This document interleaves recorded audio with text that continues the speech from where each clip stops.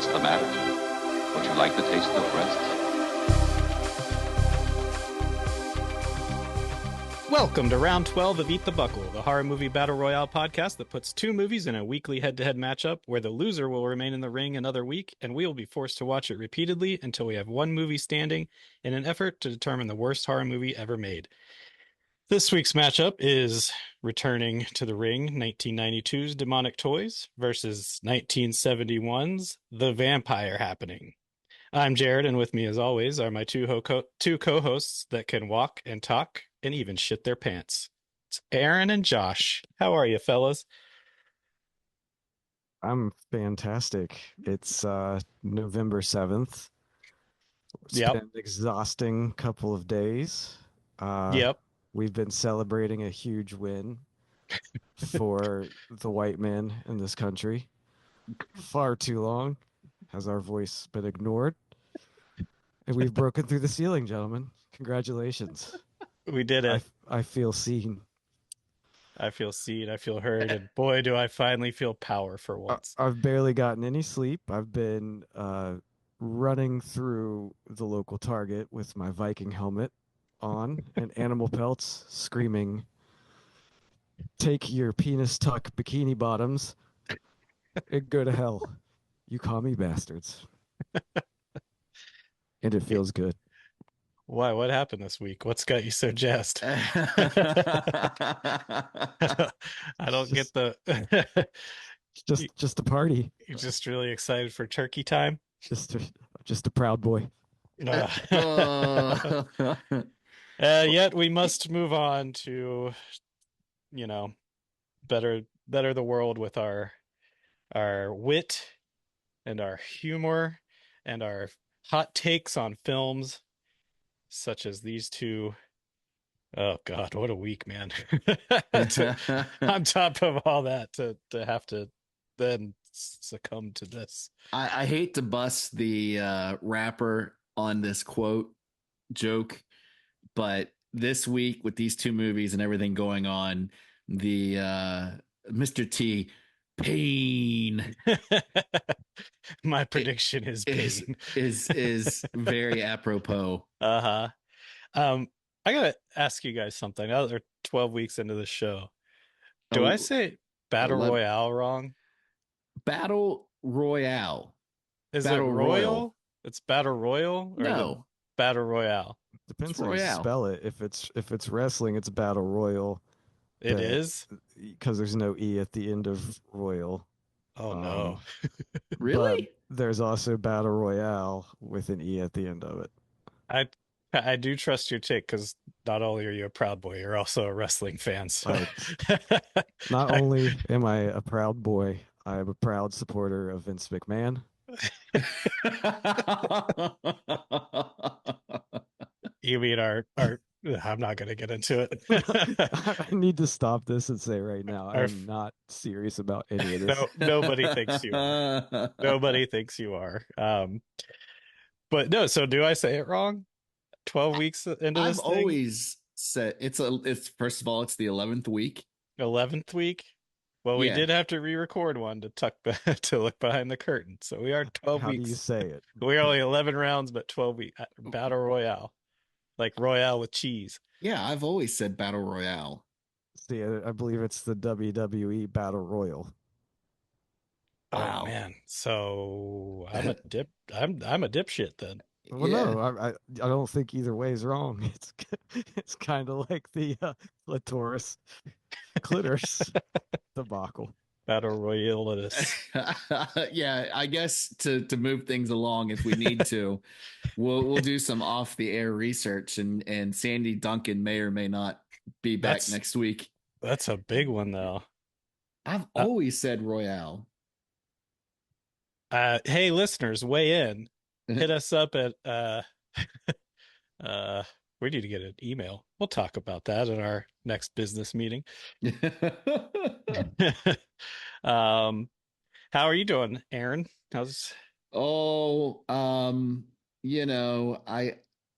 I think I still have the same clothes on from Tuesday. It's Thursday. I have probably watched something like 8 hours of Star Trek Wow. episodes since then, just to, keep moving forward and clearing my mind and that kind of stuff. Yeah. And I mean, yeah, it's just it to steal from um a great poet, it is what it is. It is what it is. And So we move on. We we just do the best we can, folks. And speaking of people doing the best they can, should we get into this week's battle oh royale? yeah, yeah. Battle battle roll. I'll say it. Well, I was forced to watch these movies, so we might as well talk about them. Yeah. I'll just start saying it like our mushed mouth father. Battle roll. Like a West Virginian. All right. Speaking of people with mush mouths, that's the perfect segue to Vampire Happening. Let's do it. Night first movie up is 1971's The Vampire Happening. This is a German film. The actual German title is, I looked up the phonetic pronunciation, is Gebissen werd nur nachts, which is German for They Only Bite at Night, which makes me think a better title for this would have just been Night Bite. But this was released June 4th, 1971. As far as I know, it got no theatrical release in the States. Don't know about Germany. Didn't have that information. Written by August Reiger, and Karl Heinz Hummel. This is going to be a tough one. Directed by Freddie Francis. Starring Pia Dedgermark in dual roles, Thomas Hunter, Ivor Murillo as Joseph, a real standout in this movie, Ingrid Van Bergman, Joachim Kemmer, and Ferdy Mayne. This movie is about an American film actress named Betty who inherits a castle in Transylvania. Upon moving into it, she realizes that her great grandmother, the Baroness, resides in a coffin in a family tomb within the bowels of the castle. The Baroness turns out to be a vampire who looks identical to Betty, as they are played by the same character. And what plays out amounts to be a long-form episode of Three's Company with mistaken identity gags, tons of nudity, and a vampire orgy. Is it horny as hell? Yep. Will it eat the buckle? Let's find out. Gentlemen, off the top rope, what did you think of this movie? It has every 1971 era stereotype just right on its sleeve. Just foreground between, and again, this is dubbed. So you get just the most stereotypical like gay 70s voice through like every other character. Yeah. Then you have mumbling main characters, protagonists, which really don't help things. Yep. And then by the end of it, where it's the actual ball, it is just bananas, I guess is a good way of putting it. Just all over the place with every Looney Tunes gag, laugh-in style gag that you could think of. Three's Company gag. Yeah. It's funny you called it a ball. I would have called it I think I did call it an orgy, but yeah, this off the bat, I thought it was gonna be like German language film, so I put the subtitles on. And I'm glad I did because the character Joseph, he cannot understand a word that man says. And he's As you speaking just English. said earlier, he's got like applesauce mouth. I've never. I texted you This guys. is ADR. I know. Yeah. That's the best they could do, and he was ADR. I texted you guys like, make sure you got your captions on because you'll know when you see him. And they use him early on in the movie to explain the whole backstory of the Baroness, and you can't understand a word he fucking says. Yeah. Yeah.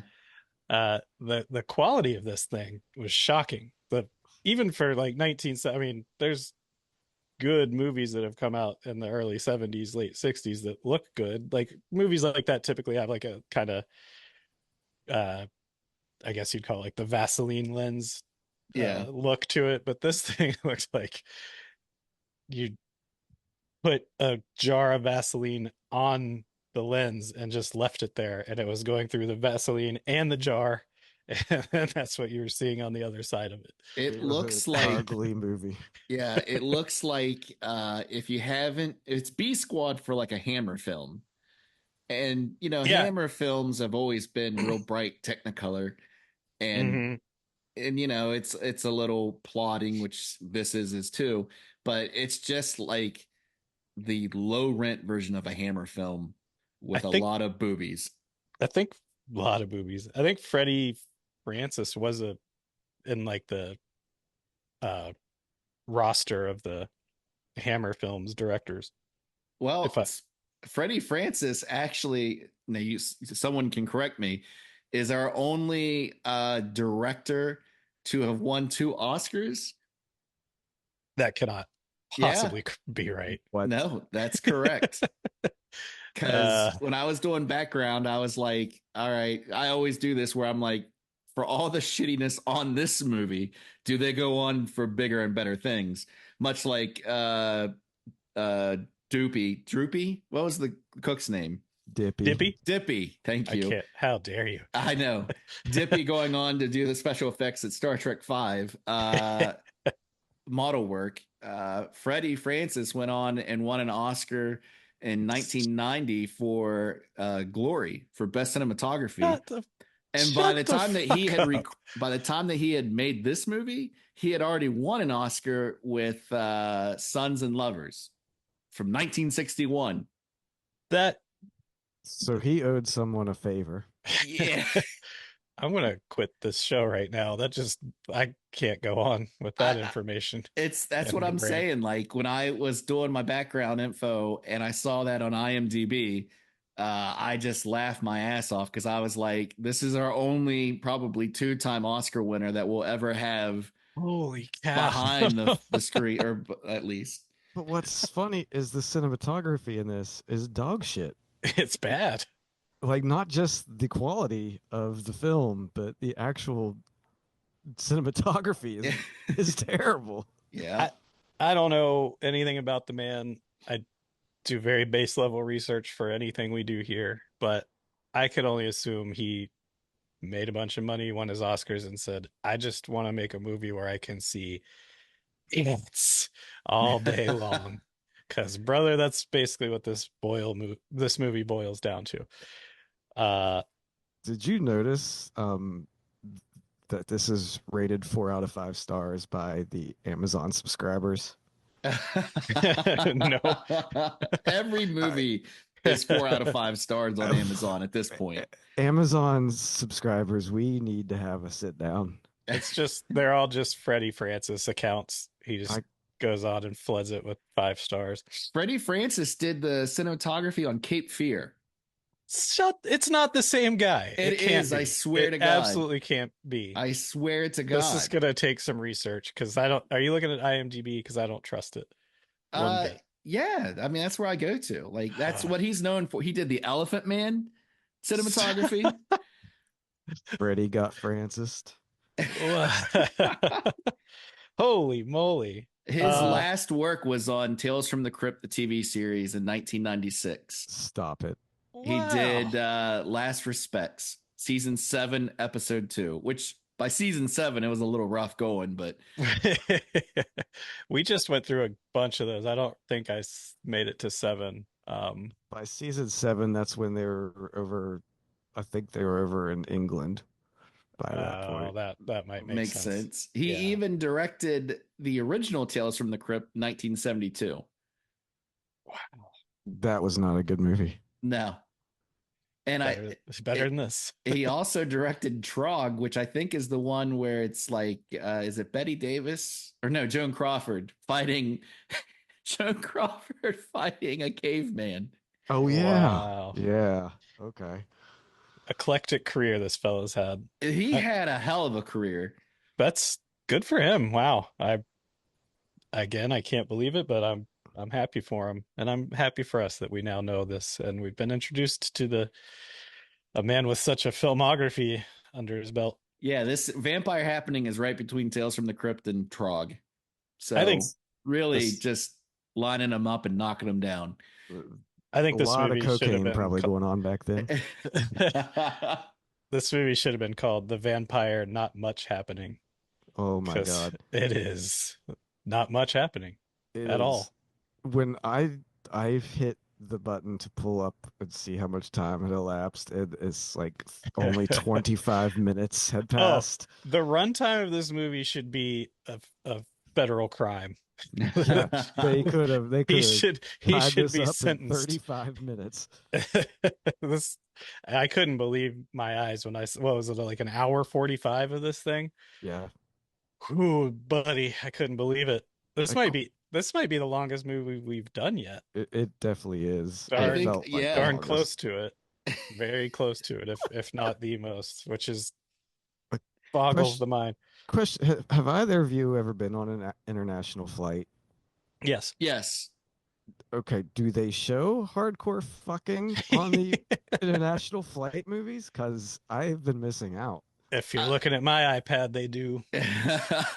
Actually, someone just got in trouble in the last month for putting a kind of like R-rated movie on with strong sexual content instead of just like saying, "Hey, sorry, folks, the options aren't there." And I can't remember who it was, but it actually, when I read it, I went, "Hey, that happened in Vampire Happening," because the actor that's in the movie, and again, look this up yourself because I can't remember it.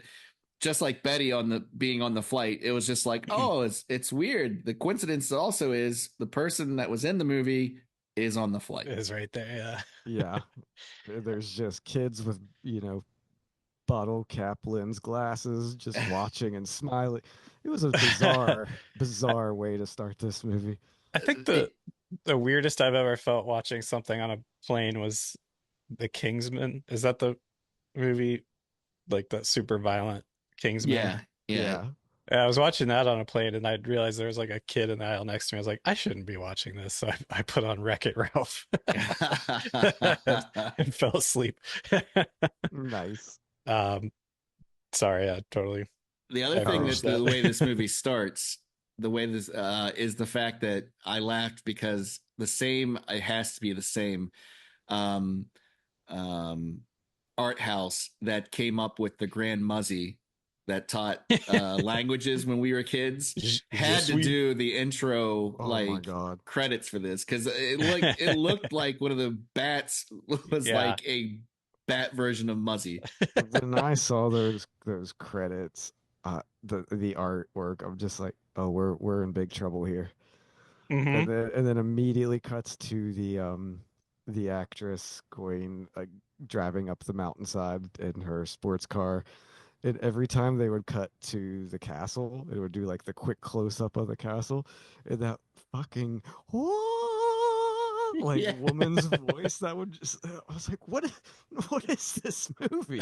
And it gets to a point where it's like, as she's driving up, like a rock rolls by, like not a rock, a boulder goes by, trees get hit by lightning, branches fall.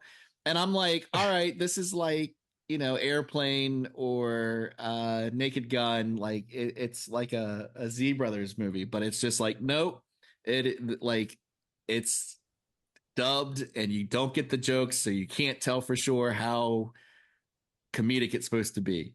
Yeah, I guess we should say this was supposedly I shouldn't say this was a comedy, like a sex romp comedy with vampires. There's normally we dig in a little bit more to the plot. There is no plot to this. It's just a vampire who looks like her great granddaughter. They're both horny as hell. They both try to fuck a bunch of dudes. There's a monastery right next, across the courtyard. Yeah, I will say this, and there were some parts that I actually did laugh at, and that I did find funny. Nope. Truth.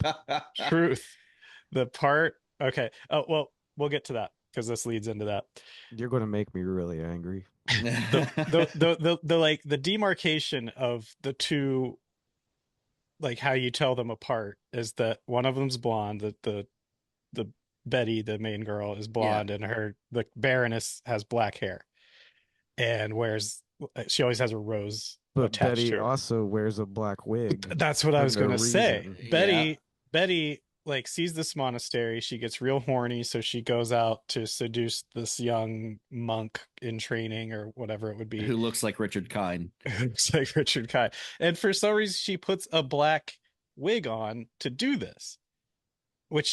And then later in the movie, when all the Three's Company mistaken identity stuff happens, the Baroness puts on a blonde wig, but she does it to lure men thinking that they're going to have sex with Betty so that she can turn into the vampire. So that makes sense why she would go blonde. But why did Betty put on the black wig? Oh, It makes there's no a sense. scene where Betty and the other, like the protagonist that she ends up being with, the guy. There's a scene where they're like inside making love and she's got on blonde hair, and then they take a walk, just the two of them outside, and she has the fucking black wig on. It's like, why did she put the wig on to go for a walk? I don't know. And that, like, I genuinely got confused by who's supposed to be who until I realized, oh, the other one. And there's a part where Joseph, who I'll also get into, literally breaks the fourth wall and looks at the carrier. He's like, I bet you're confused too, because he's like the caretaker of the castle, and he's trying to protect Wait a minute. Betty from. You mean? I've been all confused. Yep, just like that. But anyway, I was getting to my point of what I thought was funny was when Betty gets horny for this young monk or priest or whatever it is, and goes out to seduce him. He gets obviously seduced by her, and like from that point on, he's looking around and he's seeing all the like sexual innuendos, and everything he looks at looks like a female anatomy or the trees and the moss. Yeah, the trees. I did laugh at that. Like for something this bad for 1971, like that was like the tree. He looks like a tree trunk, and it looks like the legs coming together to the what we would call a clitoris on this podcast. Like I got a good chuckle out of that, and I don't know. I couldn't laugh at anything that guy did. He really just thought he was the fucking star of the show, didn't he?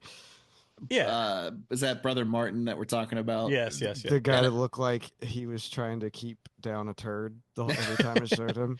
Keep down a turd. Man, he was sexually frustrated, especially when he goes vampire. He just fucking thought that this was a vehicle written just for him, and even though you couldn't hear what he was saying in his native language, you could tell that he just thought he was something special. He was performing in an Academy Award winner's motion picture. He was bringing all he had to it. He knew what the stakes were.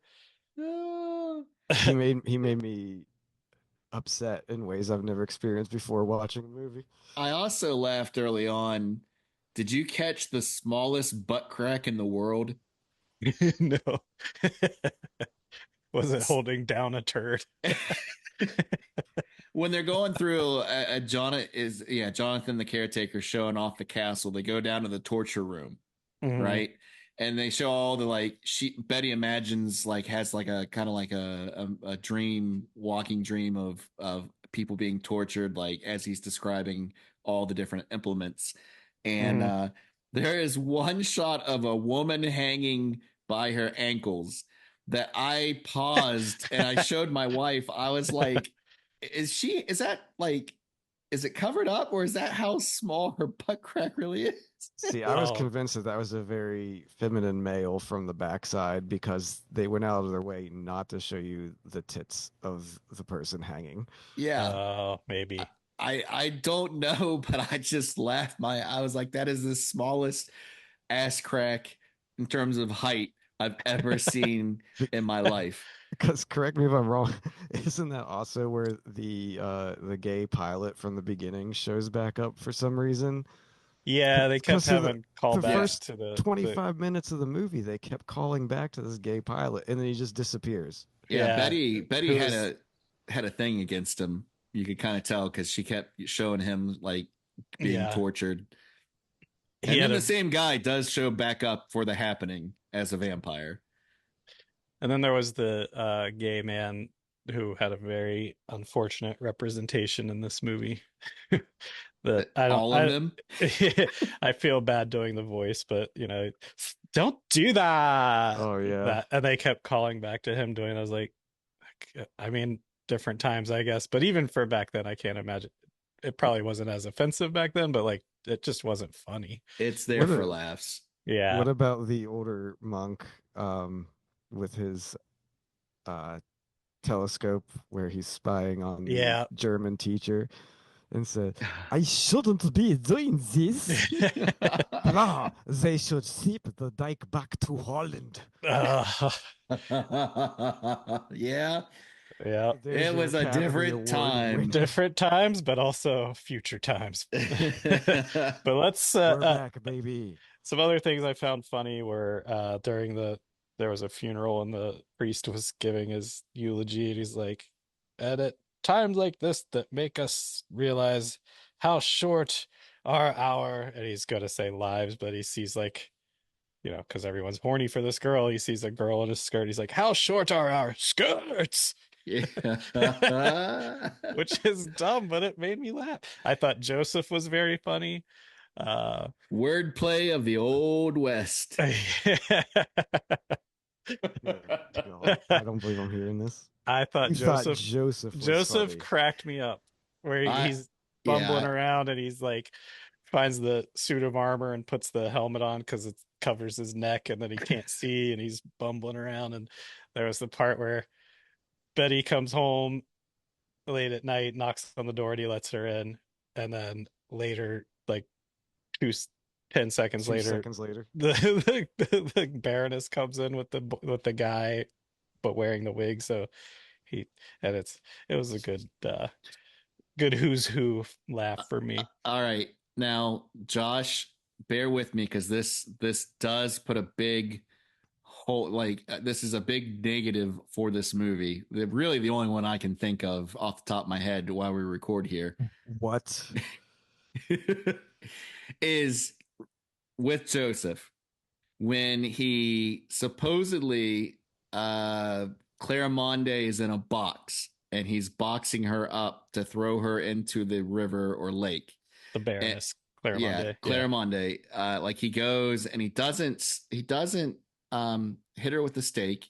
He just puts her in a box and he's gonna put her in the bottom of the lake. And then it cuts. Freddie Francis, what were you doing? It cuts to show Claramonde outside, and then it shows Betty somewhere else. So then you're like, or no, then it switches to Claramonde. So you're just like, wait, is Betty in the box? But then Betty's like with her boy toy. And then like, again, I think there's something lost in the translation, which is not Freddie Francis's fault, where you're just like, who's in the box? And it just turns out that it was the contractor who was putting in a bathtub. It was the tub which is already installed. So it was just the box it came in that Jonathan threw into the lake. Mm. Only Yeah, plot hole in the entire movie. Only issue with the entire movie. I literally have in my notes for that segment you're talking about, too dark to tell what's happening. I had no idea what was going on. Like I got later that there was a mishap with the boxes being switched out unknowingly, but I could not tell what the hell was going on there. Wait a minute. Nothing in this movie made fucking sense. I couldn't tell what was happening from the time it started till the time it ended. And you're complaining about that scene? Yeah. No. To be fair, this is not my first time seeing this movie. This movie's worse than Dracula Dead and Loving It. Nah, I don't know, man. Yeah. I don't know. Why does I've- the monk vampire squeeze his own tits before he starts feeding on the girls in the dormitory? That's his kink, man. Yeah, don't kink shame. We the look of hatred We from gotta. Josh just now. I bet you didn't expect this much positivity for this movie. Positivity. There was Sherpa. That's positivity. There was Oh, Sherpa. man. I mean, we'd be remiss if we didn't spend time on the ball or orgy or whatever you want to call it. But I was gonna say my notes actually end two more things because I don't have much more to say about this movie. It sounds like you guys do. At 25 minutes in, my notes just became a stream of consciousness, and I wrote, "No fucking clue what is happening. I hate this movie. I hate myself." And then my second note is when the movie should be ending, there's still like 40 minutes left. yeah, that's when you get to the And ball. a party, Mm-hmm. and then Dracula shows up. In a helicopter. Yes, why? I laughed at that real loud, real hard. He shows up a in silver, like a color scheme of the German military, like yeah. silver, red, and black, with no subtlety whatsoever, because there is a giant vampire bat painted on the side as if it's a logo, yeah. like a TWA or Air American, like just big and bold all on the side of the Yeah. of the cockpit. And then from then on out, the movie just became like Austin Powers, only with absolutely no fun to be had. Oh, I had fun. I liked when he gets out of the helicopter, the little girl comes up to him, he's like, "Oh, Rosemary," because it's Rosemary's baby. That's good. Yeah, That's good. I was gonna ask you if you started laughing at all the jokes about name dropping. Yes, for 71, that was good. There's Rosemary's Baby, there's Christopher Lee, like Yeah.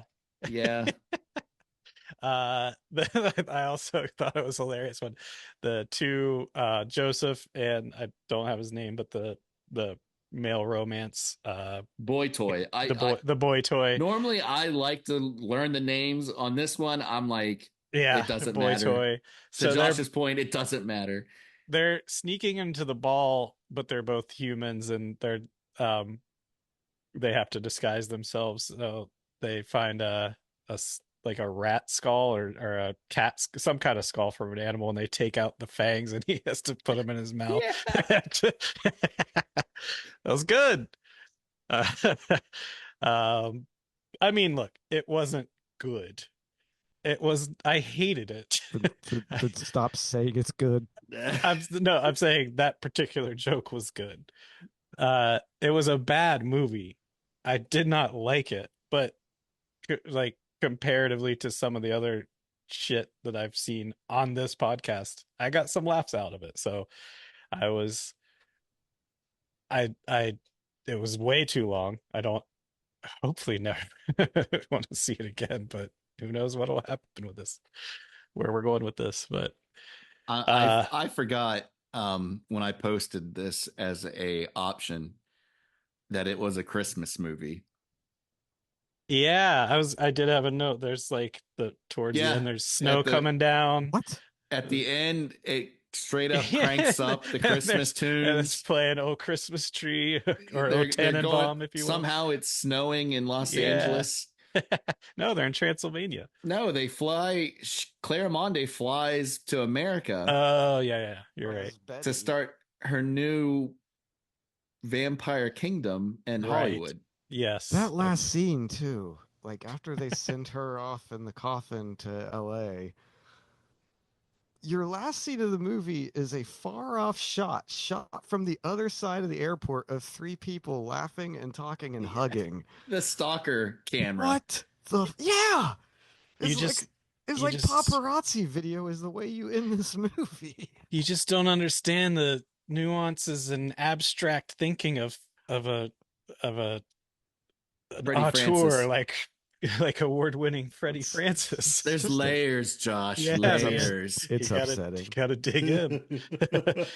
I actually don't have really anything else to say about this one. I don't know. When Dracula freaks out and starts telling everybody the sun's coming up, and then they all run, and then he runs back to his chopper, which then flies directly towards the sun. So it's definitely a good call. I thought and for some reason, his bodyguards and his helicopter pilot are from like Chicago 20s gangsters yeah. Okay. with Get you out that of with here. that stereotype accent. Yeah. The Dracula is played by Ferdy Mayne, which sounds like a hip hop artist, Ferdy Mayne. He was great. I like Dracula quite a bit. Stop it. He, I found a lot of charm from his performance. Fuck you. All right. Well, I think we're probably done speaking about this one for now. We'll take a little break and we'll come back on the other side with a game. All right. All right. I'm just doing what the voices inside my head tell me to do, kid. So if they say blow your fucking brains out, I blow your fucking brains out. Okay, so you guys want to play a little game? Always. Yes. Let's do this. So this game is called The Price is Fright. The Price is Fright. Oh. With Saying it again doesn't make it any better. we've turned the calendar to November, which means Christmas is right around the corner. It's time everyone's putting their lists together, getting their shopping together. So I figured I'd help you guys out, give you maybe some shopping ideas for your loved ones. I'm going to pull up 8 items taken from various different e-stores, mostly eBay, but you'll see. And as you can see, there's the images. I've crossed out the prices. You're both going to bid on the actual retail slice. Oh. See who gets the closest without going over. So we'll describe these to our listeners so that they can join in a little bit too. And of course, we'll post them on our Instagram account as soon as we figure out what that means. The first item up for bid, I should have thought of a pun for bid. The first item up for bid is 1992 Demonic Toys original poster, 27 by 41 inches. Rolled. It looks like it's been rolled for a while. It's for 30 years. It's so wrinkled and shitty on the corners. Looks like it's torn a little bit. That's what's holding it down. Well, yeah, what are those? Are those battery packs? Can I zoom? Decks of playing cards. Looks like boxes of staples. I don't know. But anyway, this item is not in good condition at all. No. We'll play Price is Right rules. You both get to bid. Whoever gets closest without going over wins the point. We'll start with Josh on this one. What do you think the actual retail slice is of this? I think the actual retail slice for this movie poster in all its wrinkled glory is $14.99. All right, Aaron, what do you think? Price is Right rules, $1. You guys, this poster's actual retail slice is $89.99. No, it's not. No, it's not. It sure is. I promise. Is that the buy it now? Nope. Like someone spent $90. Where I marked out the pink says $89.99 or best offer. Condition used, it says. No shit. Used as a chew toy by the looks of it.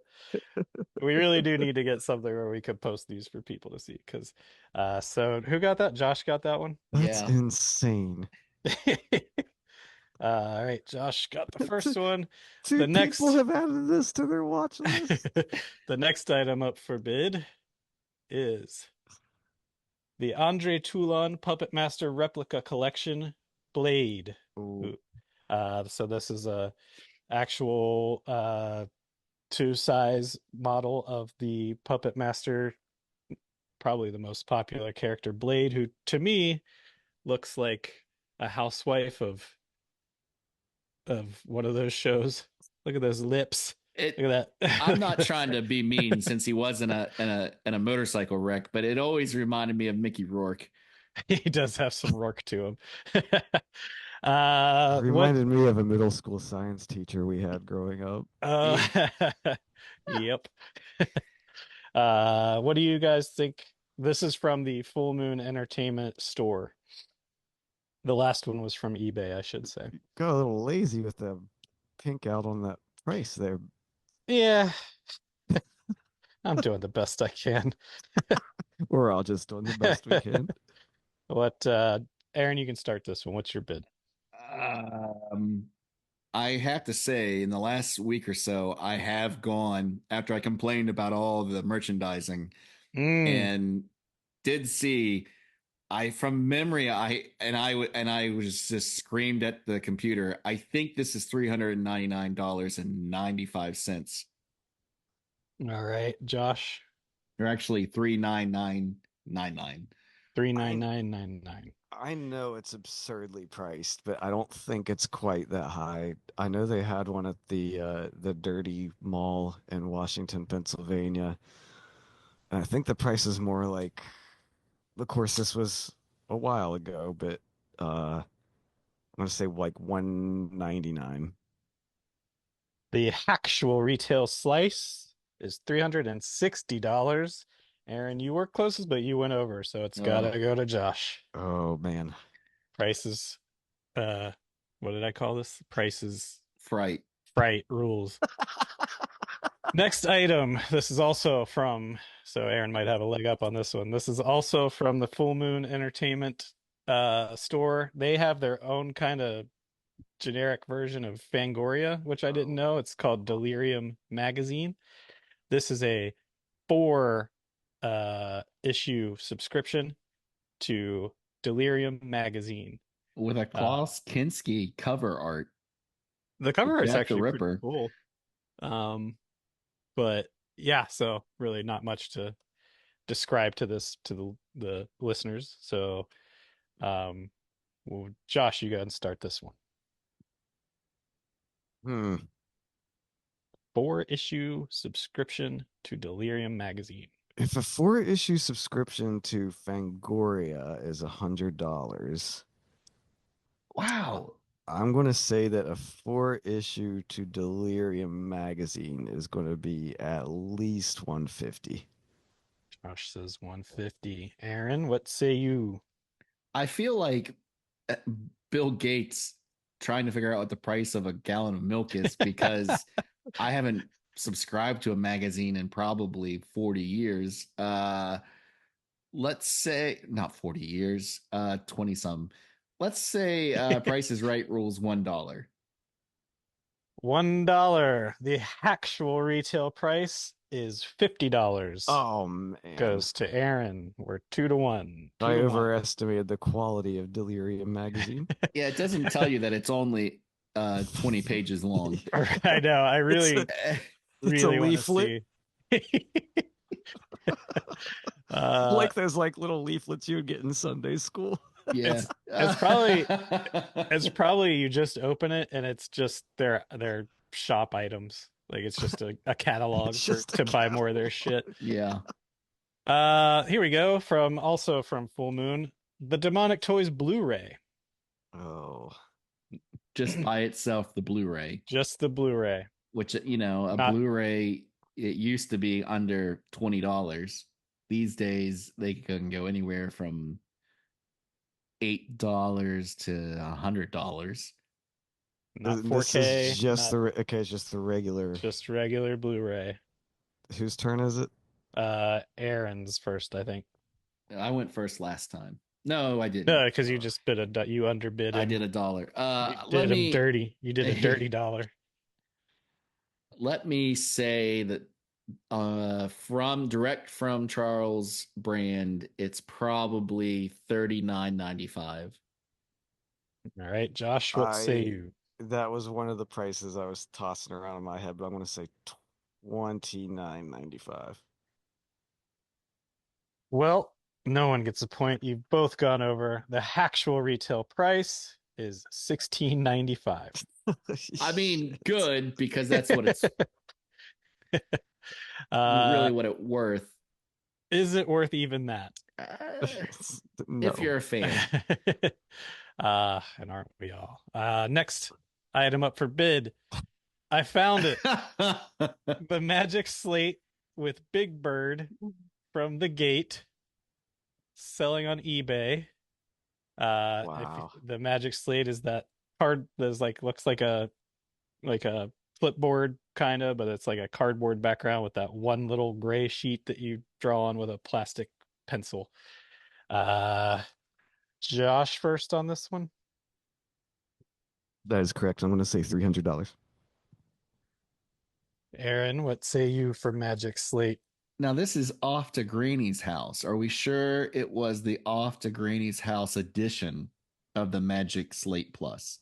I couldn't get a good enough look Okay. from The Gate to tell, but this, as from what I could find, if maybe not the exact, but All right. damn close enough. Vintage 1980s Magic Slate Plus of Big Bird going to Granny's house. $12.95. The actual retail price is $19.95. Oh. Aaron gets that point. I thought for sure there's going to be one of those weird things that was an obscene amount of money. Mm-hmm. And next up, we have. This has nothing to do with the movies we watched, but I just wanted to see what you guys. This is the Magic Slates from 1979, a lot of two.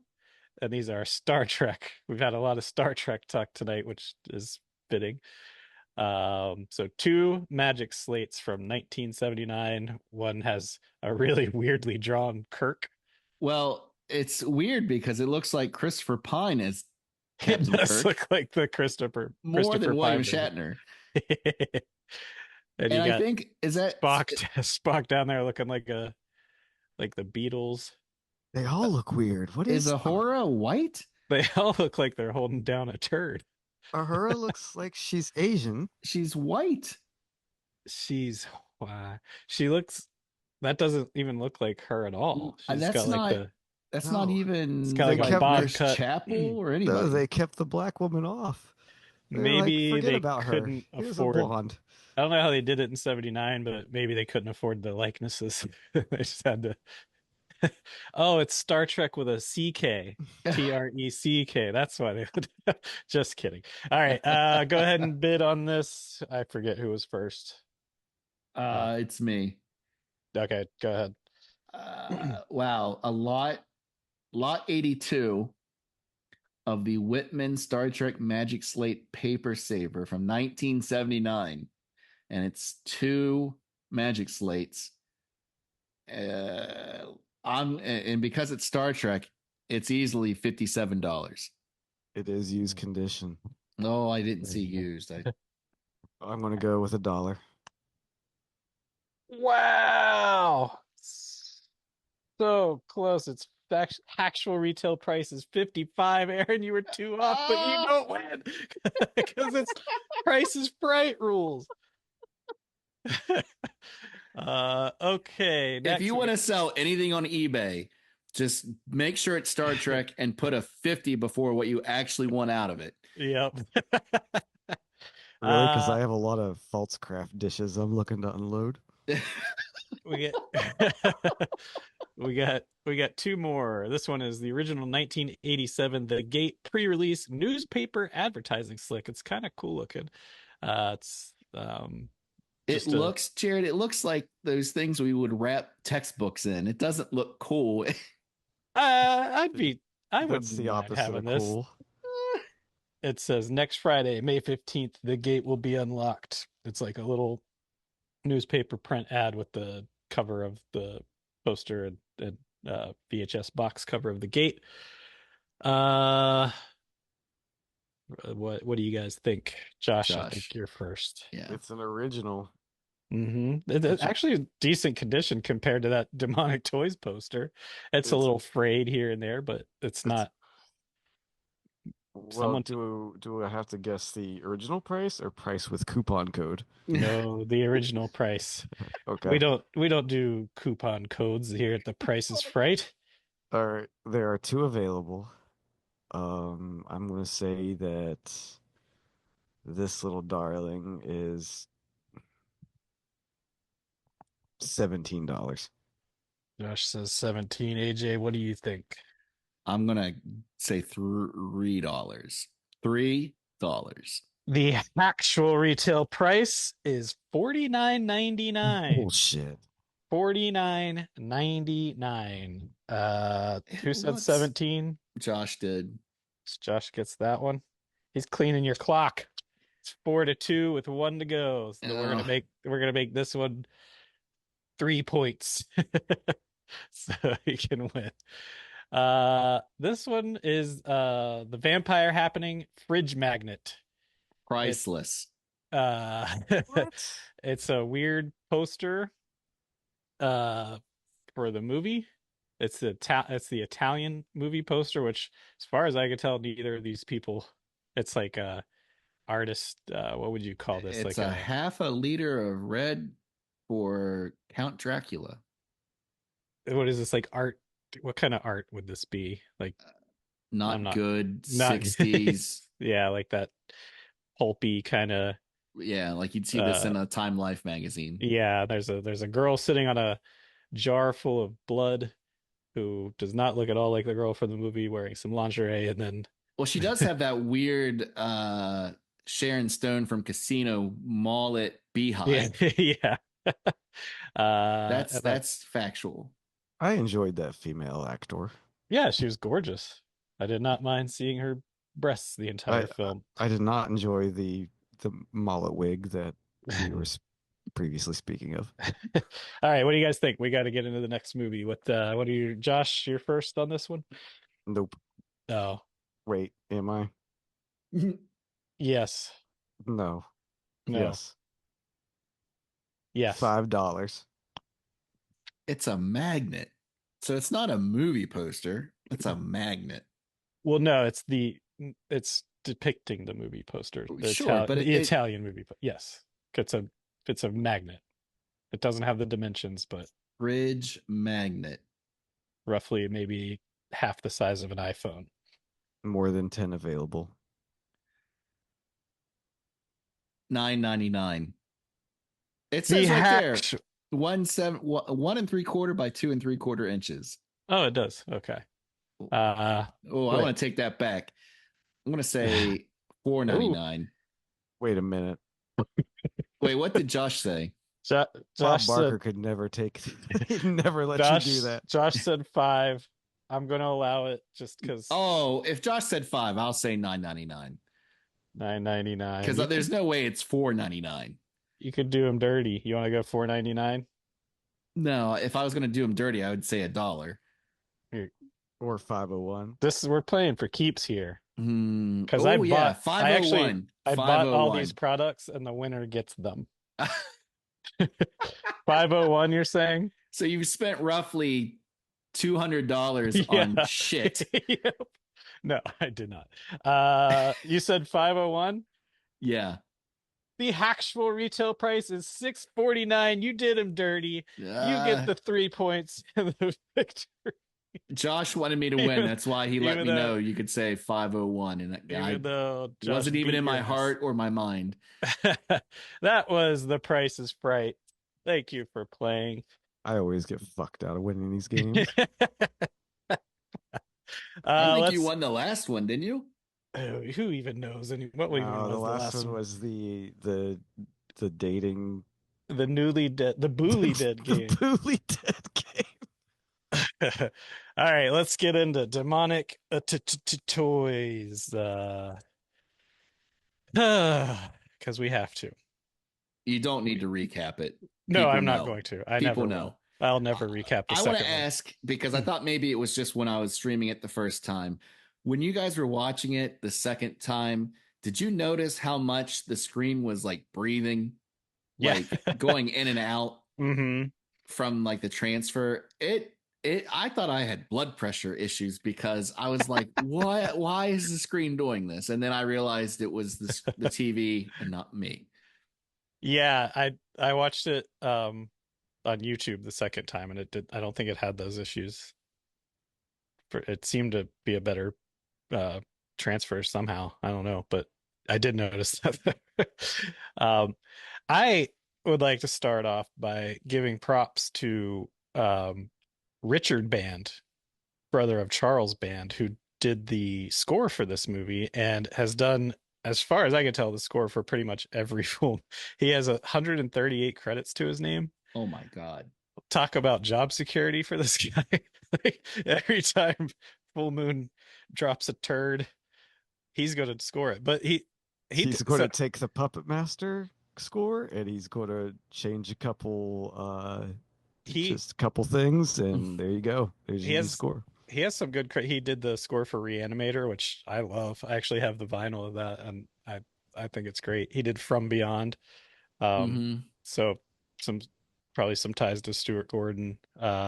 He has every Casio keyboard ever made bought by Full Moon, because it's just a lot of fucking MIDI.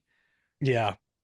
I like his score. I think the Puppet Master score is a banger. He did this score for Clay Fighter 63 1/3 for Nintendo 64. That's awesome, actually. So yeah, I just wanted to give some appreciation to him, because I actually do think a lot of the music. What is that sound effect that he uses that it sounds like a tennis ball being hit?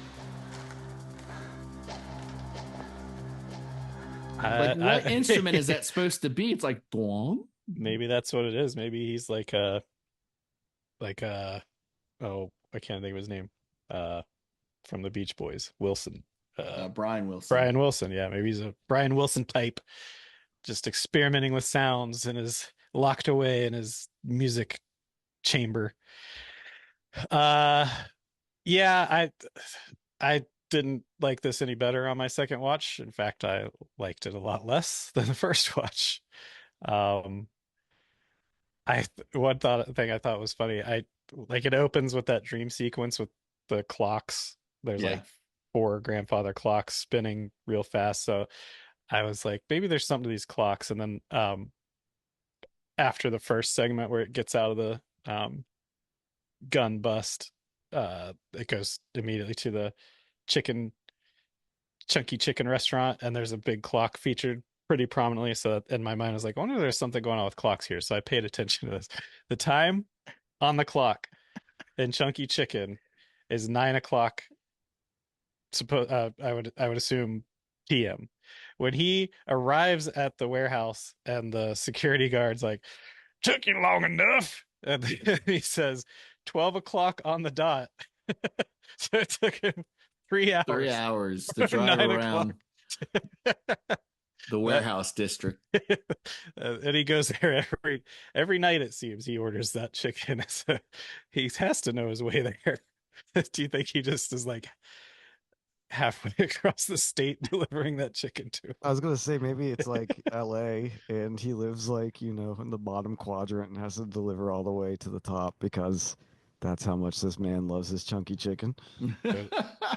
Have to be cold as hell. That's the way Cherkowski likes it, maybe. Cherkowski, you know his name. I hate you. I've watched this 2 times and I refuse to learn anyone's name. Or wait, Charnesky, something like that. Yeah. So, hey, I like this there chicken you brought me.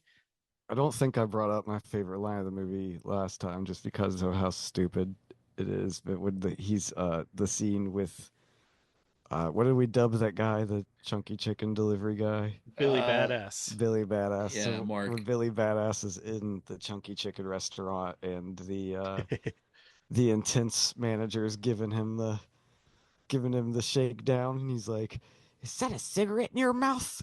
"No, it's your dick." I'm so glad you brought that up, because I had that in my notes. And I would like to say, sorry, go ahead, Aaron. First I of was all, gonna say, it's that's very not severe. an insult. But I don't think the manager was that. I think he just had every right to be like, what the fuck, man? You're cussing out this customer on the phone. You're smoking a cigarette in the restaurant. He uses his bare hands to get the chicken out of the basket. I think that Billy Badass is just like, after saying maybe it's your dick, he's like, you better get back here. He's like, maybe I'll fucking drive the fucking chicken mobile into the lake. if I come back, I'm like, did he just quit? And then And steal abscond the with company yeah, and still make his delivery. Maybe that's why it took him 3 hours to get there. He was out gallivanting on the town, being a badass, probably TPing some trees or something. It seemed like for as big as that restaurant was, having 3 people on staff at that time is probably not necessary. No. Uh um in the beginning during the sting, I was like those two undercover cops could not have looked more like two narcs. Yeah. How did the actual weapons dealers not immediately realize maybe we So to should count, get out sorry. of here? To No, go ahead. counter that, not only did they look like complete narcs, but the weapons dealers could not have looked more like bad guys. Yeah. Well, they knew they were bad guys. They Yeah, were playing their part. You got the sweaty, greasy, overly aggressive dude, and then the gum chomping Dave Coulier. Yeah, I didn't appreciate him sticking his tongue out with the gum like wrapped around it. Oh, yeah. I didn't like that at all. I don't Yeah. want to see This that time anymore. around, when undercover cop guy, I think I do have his name, Matt. I don't know why I even bothered. When Matt talked, it sounded like Tom Bodette to me from Motel 6 or Hotel 6. We'll leave a light on for you. And so I couldn't stop thinking of Tom Bodette every time that he came back, like as the demon. Yeah. And I was like, welcome to hell. We'll leave the light on for you. Hi, Judith. Hi. Again, that child, Hello, just a physical reaction that just makes the stomach acid in my gut boil. He really is an irritating presence on film. I in honor of this movie and that kid's heavy pour, I did have some Sam Neill grape juice in the house, and I did a big heavy pour this before we started recording, because that kid fills up his wine glass seemingly 2/3 of it. It's probably juicy juice. Yeah. Oh man, I want to try that wine. How is that wine? Is it good? Yeah, it's great. I still need to share the bottle for my birthday. Hey, you should save that till Christmas. There you go. I will probably buy another bottle before Christmas of that one that Josh is talking about. We'll talk offline on how to get that, because I would like to try that. I'd rather talk about Sam Neill wine than demonic toys. I know, right? Did you notice that Chikursky, the security guard, is watching Demonic Toys? Yes, did, yes. yes. On the screen. And while listening to polka music and looking at porn. And waiting 3 hours for his chicken. Real bizarre. And at one point they're talking, and they're like, get on the subject of everything tastes like chicken. He's like, except this shit. Like, but you order it every night. What are you talking about? You love that stuff. He loves the taste of nondescript white meat. Ice. He's just one of those characters. He says the wrong things. Yeah. Whatever he says, he means the opposite. There's a Because he part, clearly loves Billy Badass. he does. I've grown to like their relationship. At first I didn't. Now I do. It is actually the only real human relationship and interaction in the entire movie. Yeah. Yeah, it's I that was maybe the one thing that improved on the second watching, was I didn't mind that as much. There's a part where the guns dealers gets possessed by the demon, and he's like, I need your flesh and blood. I'll peel off your skin and chop your bones. The way he says it, I rewound it 5 times. Right after he says, are we having fun yet? Yeah. Are we having fun yet? Can someone tell So me? Sinister. Someone tell me, how did Tracy Scoggins lose her sleeve? Oh, I didn't notice that. She loses a sleeve very early on, but I still don't know why. Like, it's hilarious because she's got these, like, again, it's the mid 80s, right? No, excuse me, 92. 92, yeah. It's the male gaze through the screen of showing her Guess jeans very blatantly in almost every scene that she's in, to the point where like suddenly she's losing less and less of her top, and I'm like, what happened? At least the one time I think she does get attacked by the bear, and then like that makes sense why she loses the other sleeve, but like very early on she loses a sleeve, and I've never been bothered enough to rewind and figure out, did I miss something? Is it just like an edited scene and she just came, or did she rip it off herself? Yeah, it's like they didn't have the money to spend on making her look more injured, so they just had to keep tearing pieces of clothing off in between scenes. Yeah. Well, for $16.95, you could buy the Blu-ray and hope that it has a deleted scene that might solve that puzzle. So, which demonic toy has the most kills in this movie? I lost count. It has to be I didn't baby. care Baby enough to keep Oopsie. count. You think so? I would say the Jack in the Box. Because there's not. I mean, it's not a high body. There's not a count lot when of you really kills. think it, but No. I know that the Jack in the Box and the bear have like 2 kills apiece near the very beginning. Well, a couple of them get teamed up on. Yeah. All So I right. don't So know. are we going to say who did the fatality? Who did the what? Who did the actual fatality? Like the Yeah, like the kill shot. yeah, because because the bear ate the fingers off the one dude yeah. and then bit his face. So that's at least got to be one. I think a Jack lot in of the face Box. biting in this movie. Jack in the Box got the first guy, right? I believe so. Yeah, Or maybe then- Jack in the Box ate the guy. I think I at this late date, I can't tell you definitively. I don't. I can't either. that's a good question. I wish I knew. Well, maybe when we watch this again, we'll. uh so there's the part with Baby Oopsie Daisy where she's like, bears eat oats and bows eat oats and little, singing that song. Yeah.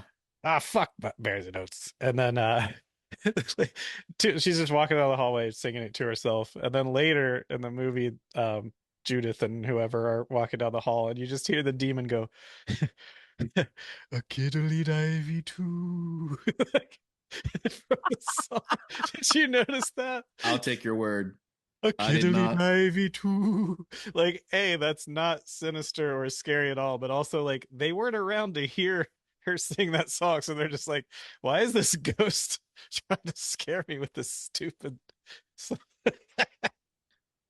Whoa. I did Whoa. for the listener at home at minute 44, 40 seconds. You can take a good 20-minute nap. Because that is when the third act padding of like going with Judith in the dollhouse. The dollhouse, man. Oof. And then Mark and Billy Badass and Phone Nona are in the HVAC at that point. Yeah. And you can go to the bathroom, you can make a sandwich, you can take a nap, whatever you need to do while you're watching that movie. If you go for 10, 20 minutes, you're not going to miss anything. I'd actually suggest if you're like me and you like a longer nap, you just start napping when the movie starts. Yeah, as soon as you hear that Richard Band score, swarming up, swarming, Yep. Swarming. swarming. My Swelling. I've got one more, and then I'm at the end of my notes. At the very end, Judith, after the demon is conquered, and her son, who has somehow become corporeal even though he's unborn, comes up to her and says, Again, hi, we Mom. have to state he's dressed as a toy soldier. As a toy soldier. He comes up to her and says, hi, Mom. And she says, who are you? After the entire runtime of this movie is, we knew it as viewers. It's not very subtle how they make it known that to her that this is obviously her child. Not real quick on the uptake for an undercover cop. She's been through a lot. Hello, Judith. Hello, Judith. That's it for me. You guys got any more to say? The origin story, I don't quite get how the old couple was able to shove a 3-foot-long demon fetus inside the trick-or-treater's bag, and they don't know what they gave them. They're like, yay! And then, like, the very next scene, they pull it out, and then they're like, They didn't like, bother to look. like, What could this my be? bag suddenly weighs 60 pounds. Yeah, like those are 10-year-old kids, assuming the demon weighs 10 to 15 pounds. Like that kid is Yeah. going to know it's not candy. Still slick with afterbirth. That body was 3 feet long and had a mustache. Did you notice the Klaus Kinski doll, which that Delirium cover reminded me of? Two That Klaus when they- Kinskis. After all the deaths of the A-Team demonic toys, it just shows like all like the rejects. Like, no, Yeah. we're not going with that one, but we'll use it somewhere. And it shows this one doll that does look like Klaus Kinski. I was like, is that like, did he have an action figure? Did someone model that to look like him as just a Yeah. sight gag? I was like, oh my God, it's the scariest demonic toy, and they never use it. It Yeah, really I is. didn't notice that one, but I was actually I didn't write it down, but in that scene where the large bear is chasing him, and they're like in that um small like chamber room or whatever, the toys in that room were scary, man. They're like, those should have been the demonic toys. But yeah, you guys got any more? I can't talk anymore about this movie. The only thing I'll say is shout out to the pagers that get a shout out in the credits. Yeah, the pagers. PageNet specifically. What's that? For all your paging needs. Yeah. Oh, For the like beepers. for like beepers. Yeah, Oh, for boy. real. They gave the dude a beeper. Oh, wow. Should we take a break and sum this up, or Sure. Sure. all right, yeah, because we probably don't have enough time to get I our got thoughts out. nowhere else to go. Can't believe we've gone this long on these movies. You mean Price is Right? Yeah. Thank God for fun and games. All right, we'll be back to wrap it up like a demonic toy in a gift box. It's the toys. Someone's inside the toys. All right, let's put this baby to bed and find out who ate the buckle. I kind of like doing the 1, 2, 3 thing. I think it's gives a little A little lampshade ivy. a kiddly divey too. Lost my mind when I heard. I didn't notice it the first time. I all right. never noticed it. So we're gonna do it right this time. And the easiest way, I don't know why we didn't put it this way to begin with. We're gonna say 1, 2, 3, and you're gonna pick the one that ate the buckle. Right? That still means the one that ate the buckle lost. The lesser of the two movies. The lesser of the two At the movies. count of 3, you're going to say what you thought was the worst movie. Yes. Right. Don't worry Which about we- anything else. Which we will The watch worst. again. The worst movie that See, we this is where things don't get even think convoluted. about that. The worst movie of the two. Which one did you hate the most? Which one ate the buckle? And we'll Hate isn't a strong enough word for these two competitors. All right. Everyone clear on the rules? Week 12?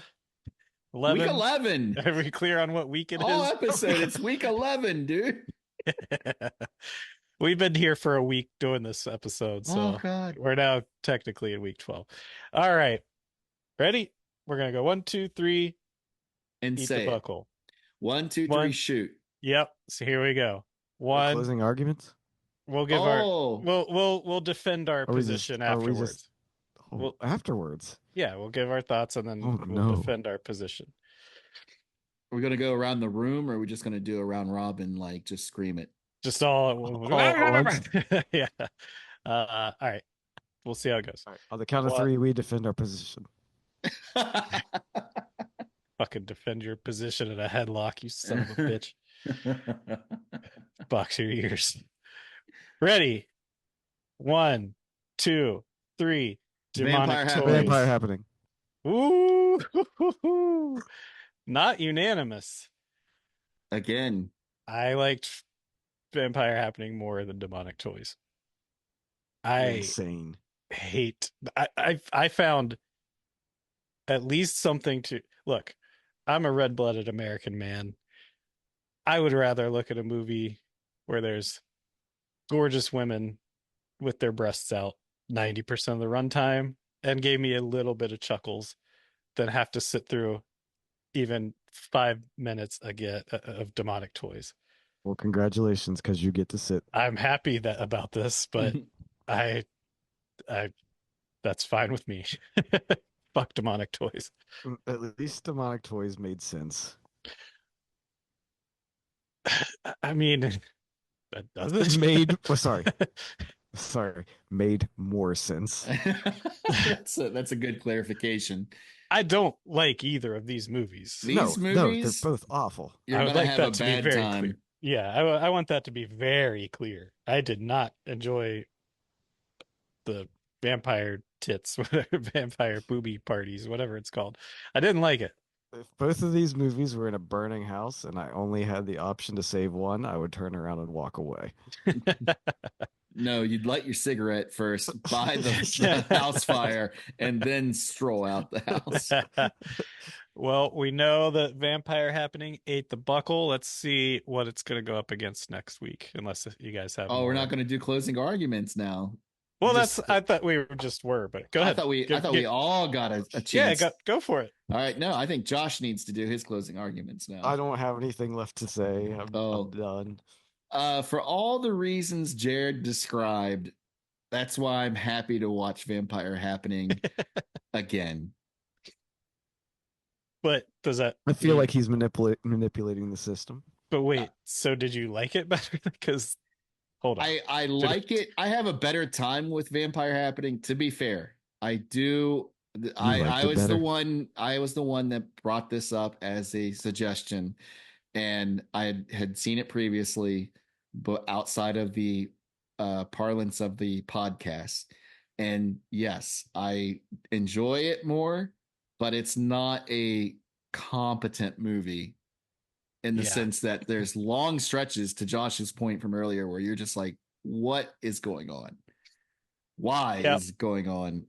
Like the That's who, fair. what, when, and where, and why just falls out halfway through that movie for like a good 10, 20 minutes. And then it saves itself. And not to say that Demonic Toys does it either, but Demonic Toys does look better.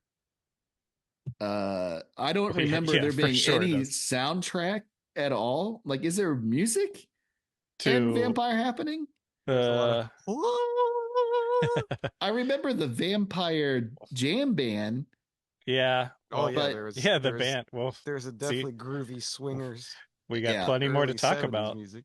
But I think there's, again, for all ulterior motives, I think there's more of a nut to crack for another week in Vampire Happening versus Demonic Toys. And that to me normally means like it's a shitty movie, but it's competent enough that it's not going to be enjoyable to watch and talk about again. I agree. I don't think Demonic Toys is by any means a good or a competent movie, but it is better put together than Vampires, whatever the fuck that stupid movie is Vampire called. Booby Party. The booby ball. Even given the difference in 20 whatever years between them they came out, Yeah. there's no excuse for it. There's absolutely no excuse for it. Yeah. Yeah, and this is kind of what I struggle with every week is like what's my rubric for judging these? Is it like which one was more competently made? Which one did I have more fun with? Which one, what does it boil down to for my criteria for picking these? And these I don't know. It was just really came down to like One had one. Sorry, with apologies to my beautiful wife, one had gorgeous women walking around naked the whole time, and I would rather see that than anything to do with demonic toys again. Hey, don't worry, baby. This is the year of the white man.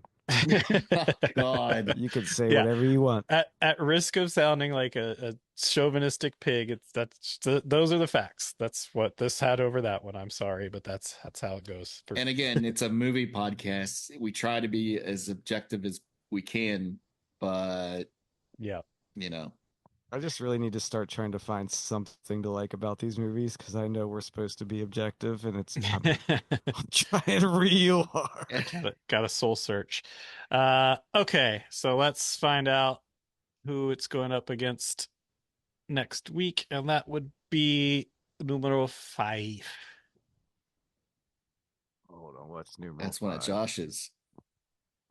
What's going up against the 2-time Oscar award winner? Next week, we will be watching Oh baby, give Vampire Happening versus Jeepers Creepers 2. Oh boy, I gotta watch a child molester. Child molester's dream. It's the year of the white man, baby. All right, well, that's what we have to look forward to next week, and I hope you save room for it because you're definitely going to eat the buckle. Bye-bye. Dark times. Bye, buckle dark buddies. times. See ya. What are you doing? Just digging here. It's for your new bath, okay? Yes. Make it plenty deep. Yes, ma'am.